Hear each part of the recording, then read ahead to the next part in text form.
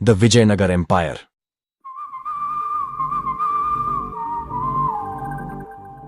एक ऐसा हिंदू साम्राज्य जो उस समय उभरा जब हिंदुस्तान पर मुस्लिम सत्ता बड़े ही जोर शोर से फैल रही थी। इस एम्पायर की शुरुआत 1336 में हुई जब मोहम्मद बिन तुगलक दिल्ली सल्तनत के जरिए हिंदुस्तान पर राज कर रहा था। 1327 में जब मोहम्मद बिन तुगलक ने अपनी राजधानी दौलताबाद शिफ्ट की तो इसी दौरान उसने दक्कन के एरिया पर कंट्रोल मजबूत करने के लिए कंपिली राज्य पर भी हमला किया और उसे हरा दिया। पर जैसा कि हमने तुगलक डायनेस्टी वाली वीडियो में जाना कि उसके उल्टे सीधे फैसलों की वजह से दक्कन के एरिया पर उसका कंट्रोल कमजोर हो गया था और कई इलाकों पर पावर वैक्यूम क्रिएट हो गया, मतलब ऐसी जगह जहां पर अभी किसी भी वंश का डायरेक्ट कंट्रोल नहीं है। और इसी मौके का कई गवर्नर्स और लोकल रूलर ने फायदा उठाया और खुद को इंडिपेंडेंट घोषित कर दिया। इन्हीं में से एक था विजयनगर एम्पायर। विजयनगर एम्पायर की स्थापना दो भाइयों ने मिलकर की थी जिनका नाम था हरिहर और बुक्का।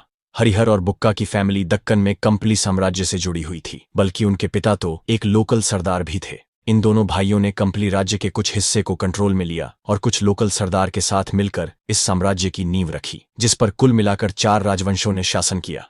संगम वंश ने इस साम्राज्य पर 1336 से लेकर 1485 तक शासन किया और ये है इस वंश के शासकों की लिस्ट। हरिहर और बुक्का समेत शुरुआती कई शासकों ने बहुत जबरदस्त काम किया और काफी एक्सपेंशन भी किया। इन्हीं शासकों ने इस छोटे से राज्य को एक बड़े साम्राज्य में बदल दिया। देवराय द्वितीय के समय विजयनगर साम्राज्य अपने चरम पर था और इस समय विदेशों से समुद्री व्यापार भी बहुत जोर पर था। देवराय द्वितीय के बाद संगम वंश का कंट्रोल कमजोर हो रहा था और इसका रीजन था कमजोर शासक और कमजोर शासन व्यवस्था। 1485 में अंतिम रूलर प्रौढ़ देवराय, जो कि एक कमजोर शासक था, सत्ता में आता है। नरसिंह सालुव, जो उस समय इस वंश का एक सेनापति और गवर्नर था, ने इस कमजोरी का फायदा उठाया और तख्ता पलट कर दिया। और अब विजयनगर साम्राज्य पर सालुव डायनेस्टी का राज शुरू होता है। सालुव डायनेस्टी ने इस साम्राज्य पर 1485 से लेकर 1505 तक शासन किया और इसके पहले शासक थे नरसिंह देव राय। नरसिंह ने अपने शासन में साम्राज्य को टूटने से बचाया, साथ ही साम्राज्य की बहुत सी जगहों को वापस अपने कब्जे में भी किया,